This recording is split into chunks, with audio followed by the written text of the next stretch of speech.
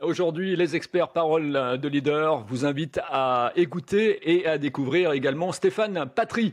C'est un serial entrepreneur. J'appuie bien sur le mot serial parce qu'il a fait des tas de choses, en fait. Vous allez comprendre. Il va nous en parler. Bonjour, Stéphane.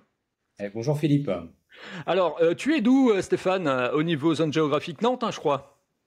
Alors, je suis pas très loin de Nantes. En effet, je suis à Saint-Nazaire, sur la côte, au bord de la mer. Bon, on n'est pas loin, quoi. On est à 1 heure. Moi, je suis à la Bretagne, donc Tout à fait, on à est Rennes. proche. Alors, on va commencer par le début. Au départ, en fait, tu es un salarié avant d'être un entrepreneur. Oui, tout à fait. J'ai démarré en 1996. J'étais salarié à Paris dans une banque d'affaires internationale qui s'appelle JP Morgan. Ouais. La fameuse crise des subprimes dans la tête et la mémoire des gens, quoi. Oui, tout à fait. À cette époque, déjà, il y avait plusieurs crises financières qui ont eu lieu. Et effectivement, donc moi, j'ai travaillé pour cette banque pendant 6 ans, de 96 à 2002 environ. D'accord. Tu étais en relation, comme ça, petite question mise à part, avec Black Master? J'en avais entendu parler, mais non, on travaillait pas avec eux, pas directement. Paraît-il que c'est une femme, effectivement, avec un caractère ferme, hein, on peut même dire d'acier, quoi, hein. D'accord, ok. Je ne la connaissais pas directement. Alors, 2001, 2002, qu'est-ce qui se passe? Eh bien, à ce moment-là, je suis parti en mode start-up, hein. J'ai rejoint la banque. Enfin, à l'époque, c'était pas une banque, c'était un courtier en ligne qui s'appelle Fortuneo, donc qui est devenu une banque aujourd'hui, comme tout le monde connaît. Et donc, j'étais là au tout début de Fortuneo, où je suis resté pendant environ 2 ans, en 2001, 2002. C'était facile de pouvoir monter des banques en ligne à l'époque, ou en fait, c'était un peu compliqué. Quels étaient les freins, je dirais, au niveau des consommateurs? Bah, le Internet à l'époque restait encore assez balbutiement, j'allais dire, même si ça avait déjà quelques années. Et c'est vrai que aller sur Internet pour acheter des actions pour jouer en bourse n'était pas forcément encore très à la mode, hein. Ça s'est beaucoup démocratisé par la suite. Mais effectivement, après moi j'ai rejoint Fortuneo, j'étais pas l'investisseur, c'était des gros investisseurs qui étaient derrière pour lancer cette aventure. D'accord. Si vous me voyez tourner, hein, la tête de temps en temps, c'est parce que j'ai ma fiche, en fait, elle est là. Donc, c'est pour ça que je tourne la tête. Et en radio, vous savez, on bouge la tête dans tous les sens. Mais maintenant, on fait de la vidéo, donc il faut s'adapter au code de l'image. Alors, on avance donc 2001-2002, ça c'était la banque. Fin 2002, tu es donc dans le conseil informatique, hein. Ouais, tout à fait. Donc là, j'ai tourné la page du salariat en 2002, donc j'avais 31 ans, et je suis parti sur l'idée de me mettre à mon compte. Donc c'était pas l'auto-entreprise, mais c'était le URL à l'époque, le statut en fait favorable. Et donc j'ai vendu mes prestations de conseil en informatique, et notamment sur tout ce qui était construction de sites internet. D'accord. 2007, 2009, qu'est-ce qui se passe? Eh bien, un nouveau retournement de vie, j'allais dire, parce que j'étais en région parisienne, toute cette aventure dont je viens de parler. Et puis là, j'ai décidé de partir de la région parisienne pour la région de Nantes. Donc, j'ai vendu maison et j'ai arrêté tout ce que je faisais professionnellement pour acheter un bar à Nantes. Et j'ai tenu un bar pendant 2 ans dans le centre de Nantes. Alors le bar, ça va te permettre justement d'avoir un regard un peu plus appuyé sur les gens. Et c'est là où quelque part tu vas lancer, je dirais, ce concept de speed dating, et où tu vas regarder un peu la proximité, la réaction des gens. Tu vas travailler un peu ton produit, quoi. Tout à fait. Bah, comme beaucoup de bars et de restaurants, on cherche des clients, bien évidemment, toute la semaine. Et puis, on se rend vite compte que certains soirs, il y a des créneaux un petit peu vides. Donc, l'idée était de tester des soirées à thème, et notamment le speed dating, qui est un concept, évidemment, que je n'ai pas inventé, qui vient des États-Unis, qui avait été extrêmement mis en place dans les années 90. Puis, c'est arrivé à Paris au début des années 2000, et moi, je l'ai fait arriver à Nantes, donc en 2007, 2008, 2009, où j'ai testé le concept dans mon bar, en fait. Ouais, moi, avec des amis, on avait essayé de lancer des soirées de speed dating comme ça, mais en fait, on était du côté de la campagne et on était un peu excentré par rapport à la ville. Tu vois, on était à 30 minutes de la ville. Et ben, je peux te dire que ça marche pas. Ça marche pas parce qu'il faut vraiment que ça soit au cœur du centre-ville. Sinon, les gens, ils se déplacent pas, quoi. Voilà, si tu leur mâches pas le boulot, eh bien, à partir de ce moment-là, non, s'il faut prendre la voiture, se déplacer, etc., non, c'est trop compliqué. Complètement, ouais. C'est vrai qu'il vaut mieux être dans des villes de taille suffisante pour attirer le maximum d'inscriptions et avoir une soirée qui soit cohérente en termes de présentation. Alors, on est avec Stéphane Patry, hein, donc quelqu'un qui est un serial entrepreneur. Bon, il commence comme salarié. Là, vous voyez, effectivement, si vous venez de prendre ce podcast en cours, il est également, je dirais, il a monté un empire au niveau du speed dating avec un site, effectivement, qui s'appelle speeddating.com, hein, c'est ça, hein? Alors c'est le speeddating.com avec un le devant. Je tiens à le préciser parce qu'effectivement, l'autre nom existe aussi, mais c'est pas nous. D'accord, donc le speeddating.com. Tout à fait. .com, comme on dit. .com. Et donc là, 2010, qu'est-ce qui se passe? Tu te lances en tant qu'auto-entrepreneur ou comment ça se passe? Alors au départ, donc j'ai vendu le bar hein, que je possédais et donc j'ai décidé de faire que du speed dating avec l'idée de le proposer d'une part aux autres bars finalement qui cherchaient des clients et des soirées à thème et puis aux célibataires qui recherchent l'amour, ils sont très nombreux et donc je me lance en 2010 effectivement en tant qu'auto-entrepreneur pendant quelques années. D'accord. Et tu choisis le statut et le régime d'auto-entrepreneur parce que c'est facile, parce que il y a moins de paperasse, etc. Et quelque part, tu peux aller à l'essentiel, quoi. Tu peux te concentrer à ton métier, quoi. Tout à fait, effectivement. Et puis c'est vrai que pour démarrer une idée, l'incuber, j'allais dire, quelque part, c'est bien d'avoir un statut assez souple pour pouvoir éventuellement changer son fusil d'épaule facilement. Mais effectivement, pendant 3 ans, 2 ans et demi, 3 ans, j'ai testé le concept avec ce statut. Alors, fin 2012 jusqu'à... Ouais, c'est ça, ouais. Donc, attends, fin 2012, création. Alors, tu m'avais dit 22-12-2012, j'avais noté, de lespeeddating.com. Donc là, ça commence effectivement à prendre forme. Là, tu commences à rentrer dans le dur. Et en face de toi, il y a beaucoup de concurrence. Tu essayes de prendre des places sur Google. Comment ça se passe? Comment tu gères ta com, en fait, pour attirer le monde? Bah, au départ, en fait, effectivement, donc fin 2012, je crée la SARL, donc je transforme en auto-entreprise pour prendre un petit peu plus d'ampleur. Et puis à partir de là, donc je refais le site internet que j'avais auparavant, et puis je commence à travailler le référencement surtout pour pouvoir capter une clientèle sur internet et sur Google, avec des mots-clés bien choisis, comme bah, speed dating, forcément, célibataire, rencontre, sortie, etc. Et donc c'est un travail de fourmi qui démarre à ce moment-là et qui va porter ses fruits dans les années qui suivent. Et tu découvres le SEO en fait en quelle année? À quel moment tu commences d'une certaine manière à avoir le déclic et de te dire: «Ouh il faudrait peut-être que j'apprenne un peu ces méthodologies et les 3 piliers quoi, hein?» C'est-à-dire technique, non, contenu, technique et popularité.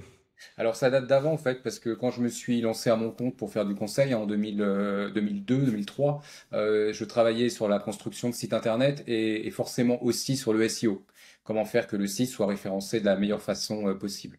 Donc c'est des connaissances que j'avais déjà et puis sur lesquelles je me suis aussi amélioré au fil des années en suivant des formations pour rester à la page. D'accord. Alors quand on a un site, il faut créer du contenu et justement 2017, bah, tu en plein dedans, hein, c'est la rédaction de contenu. Alors comment ça se passe? Tu fais appel effectivement tu délègues un petit peu, tu trouves une boîte, ou tu fais tout toi-même quoi? Bon, au départ, j'ai écrit effectivement un certain nombre de contenus moi-même, mais très vite, j'ai fait appel à une société qui s'occupe de ça à Saint-Nazaire, donc qui est en charge de la rédaction de notre blog, qui contient aujourd'hui plus de 400 articles. Et donc, eux, effectivement, ont toutes les clés de référencement pour faire en sorte que ces articles ressortent de la meilleure façon possible dans Google. Ça sert effectivement de communication indirecte, puisque les personnes qui viennent lire les articles bah, apprennent qu'on existe et donc potentiellement s'inscrivent à une soirée speed dating. D'accord. Et l'attraction en fait du site au niveau trafic, conversion, etc. se fait en combien de temps là? Bah, disons que les premières années, c'était assez compliqué, un petit peu lent, on va dire, mais c'est vrai que rapidement, on s'est retrouvé classé en numéro un sur des mots-clés bah, comme speed dating, forcément, Ouais. qui était notre cœur de métier. Et puis après, pour les mots-clés rencontres, sorties, célibataires, c'était un petit peu plus lent. On va dire qu'on a vraiment abouti sur ces mots-clés-là en 2020, parce qu'effectivement, là, il y a une forte concurrence des applications de rencontres virtuelles. D'accord. On va y revenir, hein, ne vous inquiétez pas, hein, vous qui vous posez des questions, justement, comment on peut faire monter un site et autres. Et on va essayer de vous expliquer un peu ça, parce que c'est vrai que j'ai un peu le même parcours que Stéphane, quelque part, parce que moi, je suis un SEO, mais moi, j'ai commencé en 1990, donc je suis un vieux papy de la vieille, comme on dit, dans le domaine, effectivement, de la visibilité sur le web. Et c'est vrai que c'est intéressant de voir comment les autres, effectivement, évoluent, quelles techniques ils utilisent, le temps que ça prend et autres, parce que ça, c'est des questions que vous vous posez quand vous avez un site internet, quand vous avez une entreprise. Il faut créer de la visibilité très très rapidement. Alors ensuite, bah, tu vas embaucher. Hein, tu vas embaucher. Voilà, en une minute, on va parler de l'embauche avec donc différentes personnes. Allez, parle-nous de ça en 60 secondes. Bien, dès 2020, début 2020, du coup, pour me décharger, parce que je faisais un petit peu tout, forcément, comme beaucoup d'entrepreneurs. Donc, j'ai embauché Camille, donc qui donc a été en charge immédiatement du service client. Donc, elle s'occupe de toutes les relations avec les clients, email, téléphone, etc. Donc, ça, c'était en 2020. En 2023, j'ai embauché Julie, donc qui, elle, s'occupe de toute la gestion de nos animateurs de soirée. Donc, ils sont un certain nombre dans toute la France. Et en 2024, j'ai embauché Christina, qui vient un petit peu en complément et en backup des deux autres. Tout à fait, et que j'ai eu en interview il y a peu de temps. Tout à fait. Justement, on a parlé de son activité de bien-être sur la sophrologie, et puis également de ton activité donc sur le speed dating. Alors là, on est à 10 minutes et 20 secondes. Je vais poser la question marqueur des experts, hein, celle que vous attendez tous et que je pose à tous mes invités. Comment tu trouves ma façon d'interviewer les gens, donc mon cher Stéphane? Bah, je la trouve dynamique, hein, pertinente, et puis effectivement, c'est rythmé, ça, j'aime bien, ça bouge et ça va droit au but.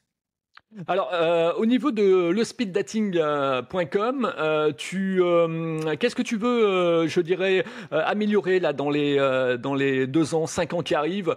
Quelle est ta vision en fait de l'image du speed dating? Est-ce que tu penses que tu vas briser les codes? Est-ce que tu veux changer les codes, rajouter des choses, faire des soirées événementielles pour pouvoir créer effectivement là aussi un taux de traction important, te démarquer de la concurrence et puis créer en fait, je dirais contrer les biais négatifs de la concurrence et puis mettre à ton avantage les biais positifs. Alors, bah, nous, notre objectif numéro un, c'est d'augmenter notre notoriété, parce que même si on est connu aujourd'hui, on l'est encore pas assez, hein, évidemment, parce que le marché de la rencontre, je crois que c'est 1 milliard d'euros, hein, en France. Donc, nous, on est très très loin de ça. Et puis, il y a encore beaucoup de célibataires qui ne nous connaissent pas. Donc, c'est vraiment notre axe numéro un. Ensuite, c'est étoffer notre offre en termes de nombre de soirées proposées. L'idée, c'est vraiment d'avoir un speed dating près de chez soi tous les jours, possiblement faisable. Et puis également aller dans des villes un petit peu plus petites, parce qu'on considère que le speed dating ne doit pas être réservé qu'aux grandes villes, mais également aux villes de moindre taille et peut-être les petites villes aussi. Aujourd'hui, le speeddating.com et ton entreprise représentent effectivement combien de soirées et combien de régions qui sont touchées, je dirais, on parle de régions, on va pas parler des villes parce que les villes ça fait quand même beaucoup, mais les régions de France, tu as le maillage complet? Bah, on est quasiment partout, hein, quasiment dans chaque département, à quelques exceptions près. Mais effectivement, on propose peut-être dans des petits départements ou des petites villes, on propose pas encore assez de dates. C'est une date par mois. Donc nous, on aimerait aller à une date par semaine au moins dans ces villes-là. Après, évidemment, dans des grandes villes comme Paris ou Lyon, on a une date ou deux soirées par jour. Donc on essaie vraiment de mailler au maximum. Aujourd'hui, on est dans 350 villes et on propose 700 dates par mois. D'accord. Au niveau de la zone générationnelle, vous travaillez également par génération, c'est-à-dire tranche d'âge. Vous essayez de ne pas mettre effectivement, je sais pas moi, une personne de 20 ans avec une personne de 30 ou de 40, malgré que bon, on dit qu'en amour, la distance de l'âge n'a pas très énormément d'importance. Mais là, tu fais attention à ces repérages. Ouais, tout à fait. Toutes nos soirées sont proposées par tranche d'âge, donc soit en intervalle de 10 ans, soit en intervalle de 5 ans. Donc par exemple 30, 35 ans ou 40, 49 ans par exemple. Donc effectivement, c'est le repère. Et c'est le seul repère, c'est le seul critère. À partir de là, le speed dating reste des rencontres à l'aveugle. Donc la tranche d'âge seule est proposée comme critère. Tout le reste ensuite, c'est en découverte sur place lors de la soirée. Eh ben impeccable, on va terminer dans les temps. Il est 13 minutes et 23 secondes. Si vous avez aimé ce short, n'hésitez pas également à le partager au maximum. Commentez, dites-nous effectivement ce que vous pensez du parcours de Stéphane, donc Patry, mon invité. Je vous donne rendez-vous dans la partie 2, donc le développement, où on va prendre le temps justement de mieux le connaître, savoir comment il a utilisé ses stratégies, quelles ont été ses traversées du désert, comment il a pu rebondir au niveau de l'échec et atteindre la réussite. Merci de votre fidélité et également, je vous dis à tout de suite donc dans la partie 2 de Stéphane Patry, donc pour connaître le développement.